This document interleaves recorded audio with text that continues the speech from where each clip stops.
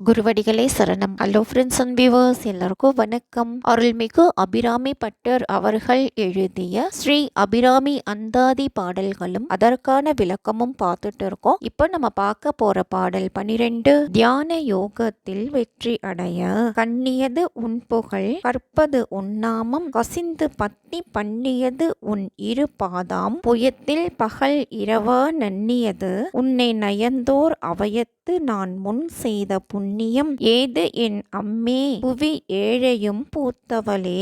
கண்ணியது அப்படின்னா நினைப்பது, நன்னியது அப்படின்னா அணுகியது. என் அம்மையே, அபிராமி தாயே, ஏழ் உலகையும் பெற்றவளே, நான் எப்பொழுதும் ஊனுருக நினைப்பது உன் புகழே. நான் கற்பதோ உன் நாமம், என் மனம் கசிந்து பக்தி செய்வதோ உன் திருவடி தாமரைகள். நான் இரவென்றும் பகலென்றும் பாராமல் சென்று சேர்ந்திருப்பது உன் அடியார் கூட்டம். இவைகளுக்கெல்லாம் தாயே, நான் செய்த புண்ணியம்தான் என்ன?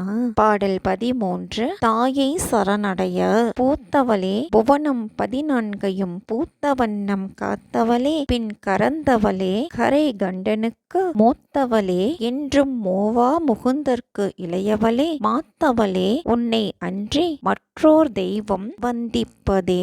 புவனம் அப்படின்னா உலகம், கரந்தவள் அப்படின்னா தன்னுள் அடக்கி கொண்டவள், உலகம் 14 பெற்றவளே. எப்படி பெற்றாயோ அப்படியே உலகத்தை காப்பவளே. பின்பு ஏதோ ஒரு காரணம் கருதி உலகத்தை உன்னில் அடக்கி கொண்டவளே. கரை கண்டனுக்கு மூத்தவளே, அதாவது ஆழகால விஷத்தை உண்டதால் கரை அப்படின்னு சொல்லியிருக்காங்க. இங்க மூத்தவள் அப்படின்னு எதனால சொல்றாங்க அப்படின்னா, ஆதி சக்தியில் இருந்தே சிவன், பிரம்மா, விஷ்ணு முதலியவர்கள் தோன்றினார்கள் அப்படின்னு ஒரு அர்த்தம் இருக்கு. என்றும் சீர் இளமை பொருந்திய திருமாலுக்கு தங்கையே, அருந்தவத்தின் தலைவியே, அபிராமி அன்னையே, உன்னையன்றி மற்றொரு தெய்வத்தை வணங்க மாட்டேன்.